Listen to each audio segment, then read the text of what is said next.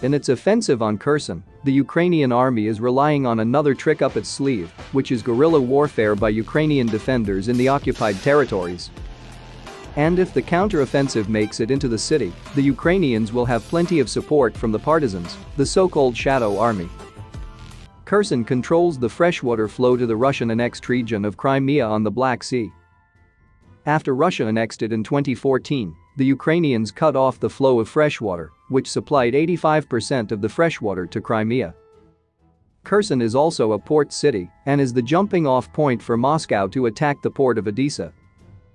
It would provide the land bridge between the separatist republics in the east, Crimea, and the Russian proxy-held area of Transnistria in neighboring Moldova. As soon as the Russians occupied Kherson, as in other cities and towns, they began typical draconian Russian measures, which had the opposite effect of pacifying the region. Using the Stalinist-era playbook, what followed was purges and food confiscation. Public officials, former Ukrainian military personnel, journalists, and anyone protesting the occupation was sought, many of whom were kidnapped off the street. Then they were questioned by FSB members, beaten, tortured, and in many cases, killed while in captivity. The Russians introduced a ruble and would only accept that as the currency. Ukrainian television was shut down, and only Russian news has been allowed in the city. Ukrainian teachers were fired, and Russian teachers were brought in with a pro-Moscow curriculum. Back in April, the Ukrainian head of intelligence, General Kirill Budanov, announced that an insurgency was getting ready to start. That insurgency is growing inside Russia-occupied Ukraine, and the attacks against Russian troops and proxy government leaders are getting worse. Ukraine's resistance group in Kherson, the so-called Shadow Army, consists of ordinary citizens who have varying degrees of training. However, their citizen status makes it more difficult for Russian troops to find them.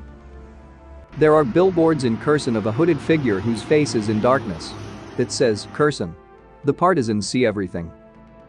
This was designed to warn average Ukrainians not to collaborate with the Russian military and keep Russian troops on edge.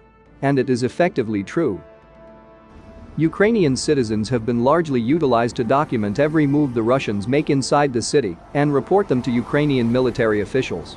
The reporting is the dangerous part. They are bolstered by a group that flies drones over Russian positions to pinpoint their locations to the Ukrainian artillery.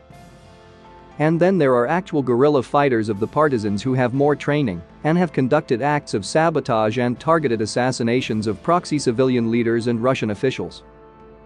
Ukraine's history shows that its people have the will and ability to fight a protracted guerrilla war.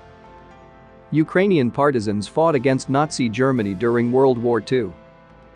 Later they fought against Soviet occupiers, and guerrilla warfare of some sort lasted into the 1950s.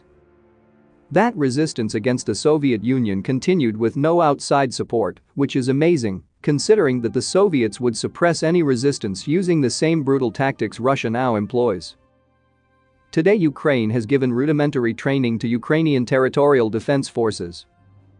Training from its Special Operations Forces, which learned from Western militaries including the U.S. Army Special Forces, who are experts in guerrilla warfare, will greatly increase their effectiveness. Plus, the Ukrainians are getting plenty of outside support from Western democracies to aid in their fight against Russian aggression. The New York Times reported that there have been a dozen attacks since the Russian occupation, targeting high-profile individuals in Russian-occupied territory. That speaks to a highly organized operation, with coordinated attacks to disrupt the Russian occupation. The guerrilla attacks are largely concentrated in southern Ukraine's Kherson and Zaporizhzhia regions. This is significant because the partisan activity will require Russia to pull frontline troops back to secure rear areas and population centers in the very places where the Ukrainian military is conducting a counter-offensive. Ukraine has set up a website called the Center of National Resistance, which features reports of Ukrainian guerrilla attacks, as well as instructions on methods of sabotage and how to use VPN to get real news instead of Russian propaganda.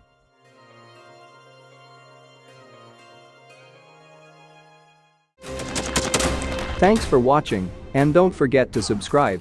Also, if you want to support Warthog Defense, please become our member and get early access to new videos, exclusive members-only videos, and become administrator in comment section. The membership link is in the description.